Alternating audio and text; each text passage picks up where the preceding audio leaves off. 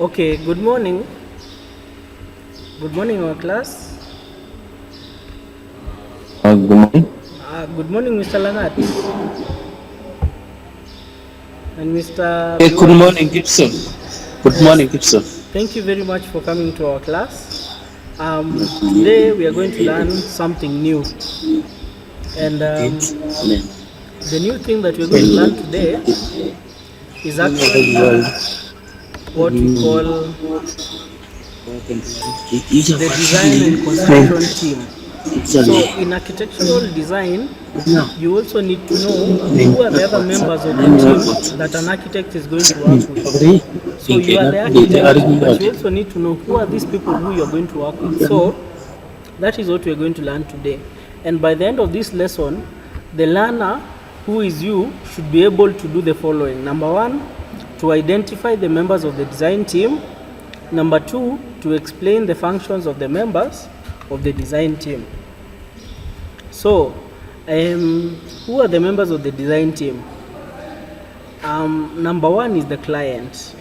The client is the first member of the design team. Then there is the architect.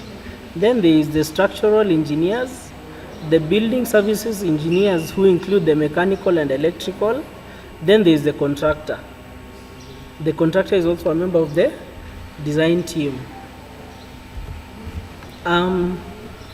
Maybe you can tell me, do you know any other members of the design team who are not as prominent as the ones that we've mentioned? Langat? Any other member of the design team that you know who is not as prominent as the ones that we've mentioned? Those are the key members. So you can mention any other. We have a architect. Okay, yes, the architect is a member, but do you know any other apart from the ones that we've talked about? Electrical. Okay. Thank you for the attempt. So there are so many other members, but these ones are the core members. So we are going to start with the architect. The client. We're going to start with the client. So the client is the person or company for which this building is being built. And the client defines the aesthetic and functional needs of their building. So this actually means the client is the one who actually determines what is going to be in the building and what the building is going to look like. So the client usually relies on experts to select their products. The client usually relies on experts to select their products and employs all consultants and contractors for the project. Another one is the architect. The architect is the individual who develops the building's design. He uses the client's brief and the advice of specialist consultants to guide the design. So the architect is actually the person who will come up with the architectural design drawings, the ones that show which are the spaces, which are the rooms, and all those things.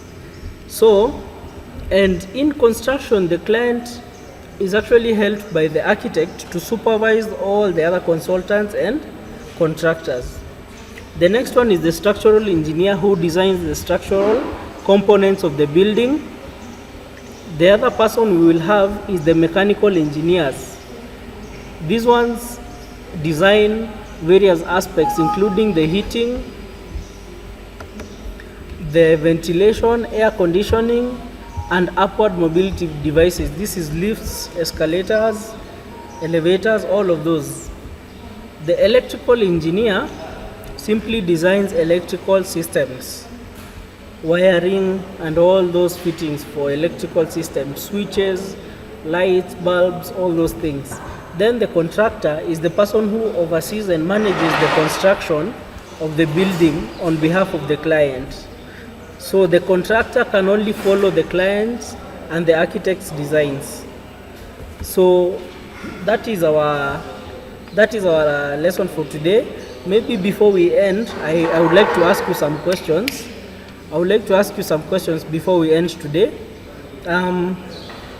Mr. Lamek, what is the role of the structural engineer? The structural engineer's role? Well, structural engineer is to work with the of the should call the weight of the house, that matter. Yes, thank you very much. The role of the structural engineer is to come up with structural designs and structural, all structural component design. So, Mr. Langat, maybe I can ask, what is the role of the client? What is the role of the client?